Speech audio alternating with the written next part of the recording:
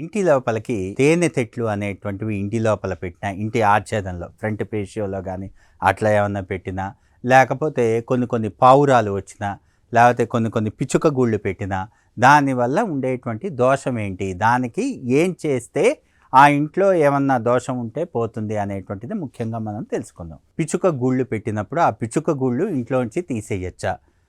అలా చేసినప్పుడు స్థానభంగం కలిగి దానికి ఇబ్బంది అవుతుంది కదా, అలా మనం చెయ్యొచ్చా అనేటువంటిది కూడా చాలామందికి సందేహం ఉంటుంది.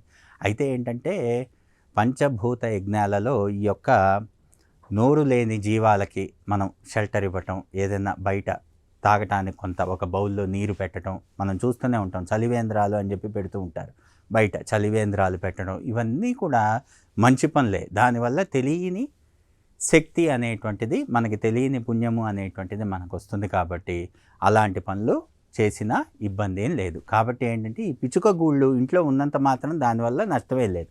అయితే ఏంటంటే దానివల్ల కొంత మనకి కొంచెం ఇన్కన్వీనియన్స్ ఉంటుంది. కాబట్టి మనకి కంటికి ఇంపుగా ఉండేదే వాస్తు. కాబట్టి ఇంట్లో ఉండేటువంటి పరిసరాలన్నీ కూడా శుభ్రంగా ఉండటం వాస్తు. కాబట్టి రైట్ పొజిషన్లో రైట్ యాక్టివిటీస్ ఇంపార్టెంట్. కాబట్టి కొంత అది స్థానభ్రంశం చేసినా కూడా దానికి ఎలాంటి ఇబ్బందులు లేకుండా మనం ఆ యొక్క పిచ్చుక గూళ్ళని పక్కకి పెట్టుకుంటూ ఉంటాం. కాబట్టి వాస్తు శాస్త్రరీత్యా మనం ఏం చెయ్యాలి వీటన్నిటికీ అంటే రుద్ర సూక్తం. ఇక్కడ ఊలుకాది దోషాలు అనేటువంటిది పోగొట్టుకోవటానికి రుద్రపారాయణ, రుద్ర సూక్తం చేస్తే సర్వవిధ శ్రేయోదాయకం కలుగుతుంది. పిచ్చుక గూళ్ళు అదేవిధంగా పావురాలు వచ్చినప్పుడు కూడా ఒక్కసారి నమ్మకం చమ్మకం రుద్రం పెట్టేసేస్తే అయిపోతుంది, రుద్రం చదువుకుంటే అయిపోతుంది, ఎలాంటి దోషము ఉండదు.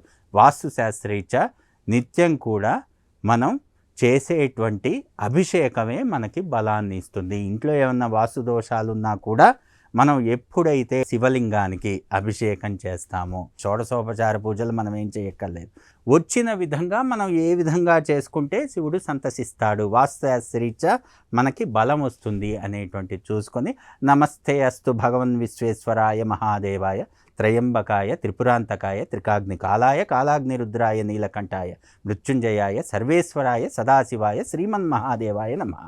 ఇలా మనం అభిషేకం చేసుకుంటే చాలు. అంటే ఈ ఒక్క చిన్న మంత్రం చదువుకుంటూ అభిషేకం చేసుకున్న మహాన్యాసపూర్వక రుద్రాభిషేకం చేసినటువంటి ఫలితం కలుగుతుంది అంటంలో అతిశయోక్తి లేదు.